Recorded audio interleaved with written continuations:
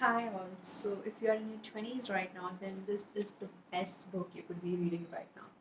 And some of the noticeable events that I came across as a 20 something or still am are heroes. Once you hit 20, what happens is people start coming up to you with the refrain that, oh, you're so young and you shan't worry so much about life already. But that wouldn't necessarily convince you, yet you would somehow get placated by the idea that you're still in your early 20s on the lower, hanging by the lower number on the scale. But as you hit the midpoint of 25, there is a sudden sense of awareness that only adds to the intensity, and which in turn will keep increasing as the years add on. But before even you could get to that point, what happens is as you enter 20, as you begin your 20s, you would you would have somehow made up your mind already that by the time you hit 30, your life in all aspects must be sorted out, or otherwise there is an imaginary portal that is closing up on you. And these observations seem to have been broken by what I came across in this book. I would like to make an extensive review this time since it is such a gem of a book, and I don't want you to miss out on anything um, that could help you in your 20s as provided by this book. And what the author has done with the book is categorized uh, the life of a 20 something into four sections, which are work, love, and brain and body finally together. So I'll start off with work. How could a 20 something become a good worker? Is they start off by building their identity capital, which is what gives you the confidence and builds a certain gravitas to help you reach where you want to in your career every step of the way. Also leveraging weak ties, who could be addressed as those acquaintances who aren't necessarily people we engage on a periodical basis, yet they are still on our contact list. These are the people who could be fetching us some important contacts, or getting us the interview calls, which could get us to the job, or which could land us in the right job, the dream job. And what other thing the author has to say about work for a 20 something is as is common in young age or 20 somethings in particular. We want to do different things simultaneously, which is not advisable or generally not advised since it is ineffective, they say. And that is why what we must be doing is picking out the most relatable trade or skill to us personally and putting our entire focus on it. Now, moving on to the section of love. The single most important decision you could be making in your life is choosing your life partner. So, you have to definitely make the right choice. And there's also the concept of the age 30 decline, which is what all of us in our 20s are thinking. Um, and that would be we shall enjoy as long as we are in the 20s. And as time comes for 30, we'll get settled and we'll think about marriage, which is not really advisable, the author states, because the age 13 decline is a sudden switch which doesn't really help you grasp the the point, the change of the changing point, which is getting you from that carefree mode to a marital mode. So that is why you should start thinking about marriage already in your 20s, the author states.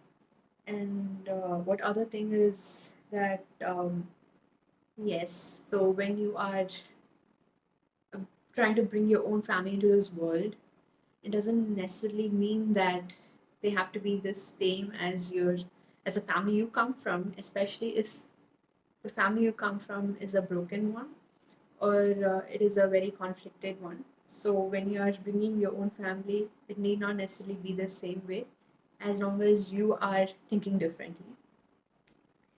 And yes, living together is scientifically proven to be hurtful to long-term commitments leading up to marriages. So if you're thinking that living together would necessarily help you um, l- zone in or zero in on the person who could bear living with you after marriage, then that isn't how it works out, the author says. And what other thing is that, yes, when you are trying to find the partner or when you're screening for a partner, you do not have to bring your personality that has been wrongfully tagged or that carries false claimed by other people in your past. You do not really have to carry that mental baggage as you're screening for your life partner, that too. So your personality is always changeable in your 20s, especially. Remember that. And yes, prospective partners should be matched on personalities rather on trivial things like hobbies or favorite foods. And how you can match personalities exactly is by one of the measures stated specifically in the book, which is the Big Five method. And now moving on to the section of brain and body. Yes, the frontal lobe of the brain, which involves functionings of reasoning and thinking long term, is still developing in your 20s. So you can leverage that by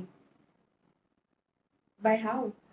Um, by untapping the potential of your 20s in work and love in all aspects, of course. Remember also that the 20s, the period of 20s, gives a signal of is now or never that you do all these things, wonderful things that you want to do for yourself. And never again would you be able to find a time or place with such unique benefits. And also, please calm down in your 20s because uh, scientific research states that 20 somethings are more receptive to negative details over positive ones. And in difficult moments, especially when you can find the good things, that will help you calm down, as well as what the author states as resilient confidence, which is an earnestly earned confidence. That sort of a confidence, when you work on it, could help you really calm down in work or in or life in general.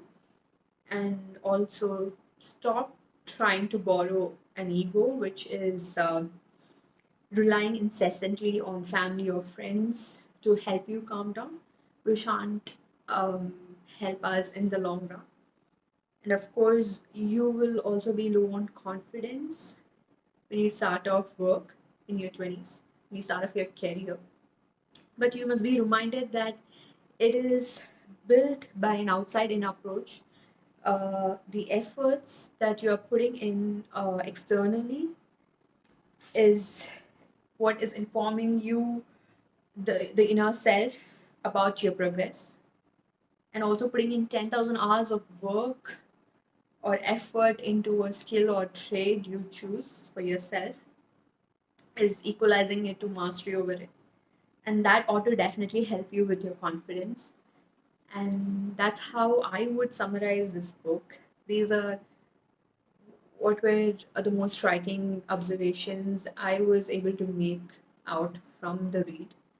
I'm sure there are a lot more. And one other thing I would like to mention about the book is the, uh, the compilation, how it has come about. The author hasn't. The author hasn't. She didn't go for a full stretch of um, explanation of psychological concepts or theories. Rather, she has incorporated accounts of patients who took therapy from her, and that's what makes it more personalizing and relatable. Some of these accounts feel so much like coming directly from us to the author,